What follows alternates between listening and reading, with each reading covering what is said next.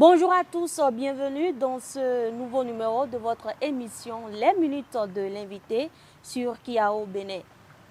Mon invité du jour, le secrétaire du comité d'organisation du Festival national des arts et de la culture du Bénin, Monsieur Théophile Yenoukoumé.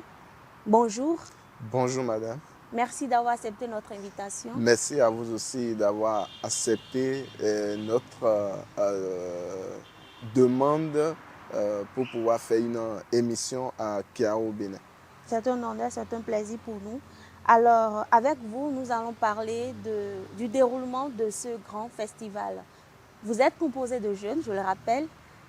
D'où est partie l'idée et quelle est l'importance de cet événement? Merci beaucoup. Le Festival national des arts et de la culture du Bénin est né en 2017 à l'occasion de la célébration du centenaire de la branche jaune, c'est-à-dire la branche qui s'occupe des enfants au scoutisme. Et là, c'est une pédagogie à part du louvetisme. Alors, c'était pour célébrer ce centenaire qu'est né le Festival national des arts et de la culture du Bénin. Mais ce n'était pas né sous ce vocable, c'était né sous le vocable Week-end des arts et de la culture scout. Et dans l'idée de pouvoir permettre à d'autres branches de ce mouvement, c'est-à-dire les éclaireurs routiers, de participer à cet événement, on a élargi la cible et comme ça, en 2018 déjà, on a commencé par permettre aux éclaireurs et aux routiers de participer au Week-end des arts. Et ensuite, nous sommes allés également dans l'idée de pouvoir ouvrir ce festival à d'autres personnes, à d'autres scouts de mouvement. Et là, nous sommes passés de Week-end des arts et scouts à Week-end des arts et Week-end national des arts et scouts des scouts catholiques du Bénin. Et c'est ainsi que nous avons eu comme objectif à cette époque de célébrer les talents artistiques et culturels des scouts ainsi que des louveteaux. Et toujours dans l'idée de pouvoir permettre à d'autres personnes de participer à ce week-end, nous avons encore élargi ce week-end à d'autres scouts. Et c'est alors que nous avons eu l'idée de parler de week-end national des arts et scouts du Bénin. Et cette fois-ci, c'était avec plusieurs scouts que ce festival, ce week-end s'organisait. Toujours dans l'idée de pouvoir élargir et d'inclure d'autres personnes, nous sommes passés du week-end national des arts et de la culture des scouts du Bénin à Festival des arts et culture du Bénin. C'est un long parcours. Voilà. Et maintenant, cette fois-ci, nous avons défini deux principaux objectifs qui sont de célébrer une icône de la musique béninoise et d'informer, éduquer et sensibiliser à travers l'art et la culture sur les faits sociaux récurrents de la société béninoise. Donc, ce sont les deux principaux objectifs poursuivis par le Festival national des arts et de la culture du Bénin. Et lorsque le vocable a connu d'évolution, passant du Festival des arts et de la culture du Bénin, les objectifs n'ont pas changé, ils restent les mêmes. Et aujourd'hui, nous travaillons sur cette lancée. Et quelle est déjà l'importance de ce festival? Alors, l'importance de ce festival, c'est de pouvoir contribuer à une amélioration remarquable en ce qui concerne les faits sociaux que nous vivons à travers l'art et la culture. Et nous ne nous arrêtons pas là, puisque le festival est devenu un événement artistique, culturel et social qui réunit tous les jeunes du Bénin. Okay. Et nous pouvons dire que dans ce parcours, nous avons eu à collaborer avec plusieurs personnes. Et aujourd'hui, le festival est sous la tutelle du Report Bénin. Et U-Report Bénin est une plateforme, d'ailleurs U-Report est une plateforme sociale développée par UNICEF permettant aux jeunes de s'engager, de s'informer et de s'exprimer. Et comme ça, nous voyons qu'il y a une corrélation entre ce qui se fait au niveau du Report Bénin et du festival, puisque nous utilisons l'art et la culture pour pouvoir informer, permettre aux jeunes de s'engager et dénoncer également des faits à travers notre festival. Et il faut dire que YouReport est présent dans 77 communes au Bénin et Dans toutes les dirigé communes dans alors? toutes les communes du Bénin et dirigé par un coordonnateur. Et jusqu'à ce jour, nous sommes plus de 199 000 personnes sur cette plateforme. Ah, mais c'est bien ça. Alors, vous êtes déjà à la 8e édition cette année-ci. Quel bilan faites-vous déjà des éditions précédentes?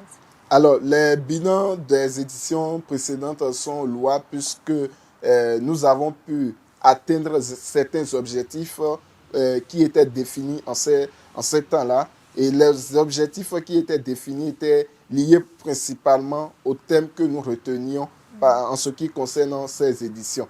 Et de par les éditions passées, lorsqu'on prend le premier objectif du festival, qui est de sensibiliser, informer et éduquer à travers l'art et la culture, nous avons pu mener des activités autour des thèmes des VBG, des grossesses précoces en milieu scolaire et les thématiques liées aux personnes en situation de handicap et également sensibiliser sur les questions d'éducation des filles et les violences faites sur les mineurs. Pensez-vous vraiment que toutes ces sensibilisations ont pu impacter la communauté aujourd'hui?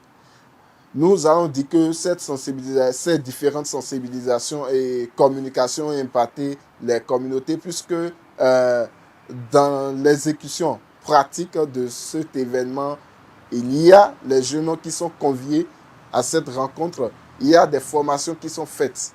Et en plus de ces formations, des restitutions sont faites dans toutes les communautés pour pouvoir permettre de relayer l'information que un groupe cible, un groupe restreint a reçu. D'accord. Alors, l'art et la culture au cœur de la cohésion sociale, c'est le thème de cette édition. Et pourquoi?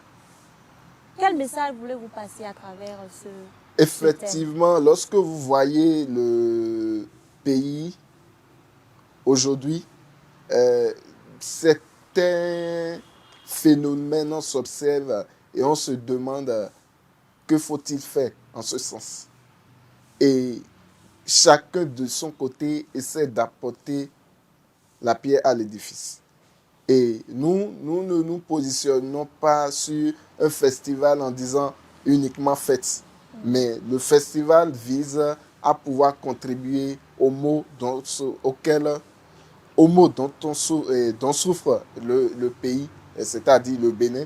Et c'est comme ça nous partons des défis majeurs de notre pays pour pouvoir définir le thème de l'année, le thème de notre édition. Ainsi, nous nous sommes intéressés à 3 choses.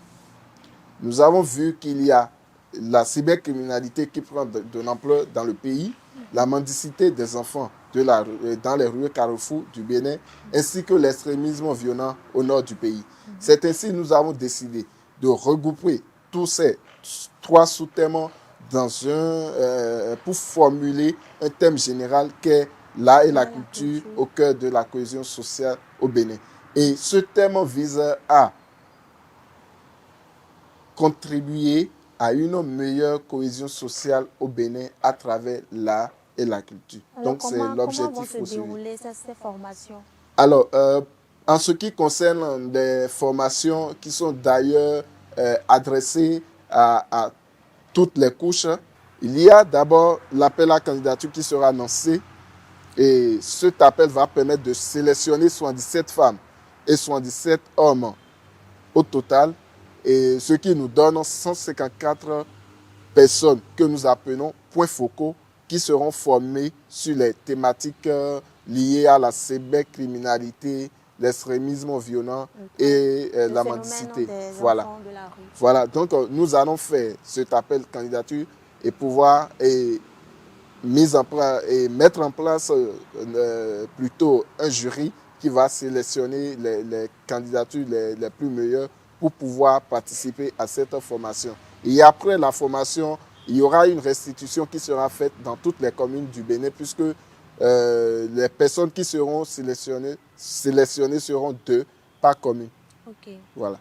Alors, quelles sont déjà les activités phares cette année-ci et quelle est la particularité de cette édition? Alors, je vais d'abord dire que le Festival national des arts et de la culture, à chaque édition, vient avec une particularité. D'abord, il y a le lieu, l'emplacement. Ce n'est pas le même lieu qui est retenu pour toutes les éditions. On parcourt le pays et en plus de ça, il y a la ressource humaine qui organise ce festival. On essaie de voir à chaque édition, est-ce qu'il y a d'autres talents qui pourraient nous aider dans la tâche si nous les dénichons. Et en plus de ça, il y a la formation qui s'organise et cela voudra dire que ce n'est pas une formation qui est figée et on ne fait pas ça sur un seul thème. Et également, la particularité du festival est remarquable au niveau du concert hommage. À ce niveau, c'est un artiste qui est choisi chaque année. Et cette année, c'est la diva Sessime qui sera célébrée par le Festival national des arts et de la culture du Bénin. Voilà. Une dernière question. Oui. Pourquoi le choix de Ouidah? Alors, le choix de Ouidah s'explique clairement puisque c'est une ville historique du Bénin. Et quand tu mets pied à Ouidah, c'est que si tu es un bon citoyen et tu as reçu certaines notions civiques à l'école et historiques à l'école, quand tu mets pied à Ouidah, tu te rappelles d'une histoire particulière dont tout le monde entier a connaissance. Un dernier message à l'endroit des internautes qui vous suivent. Alors, je remercie tous ceux qui soutiennent de loin le Festival national des arts et de la culture du Bénin. Je remercie l'APS, la GV, qui nous accompagne pour la réalisation de cet événement, ainsi que les autres partenaires, les ministères qui nous accompagnent, le ministre Abdoulaye Biotchane qui nous accompagne fortement pour la réussite de cet événement, la Centrale Compagnie et tous les autres partenaires, ainsi que les jeunes qui ne cessent de travailler dans nombre pour que ce festival devienne réalité. Le message est certainement passé.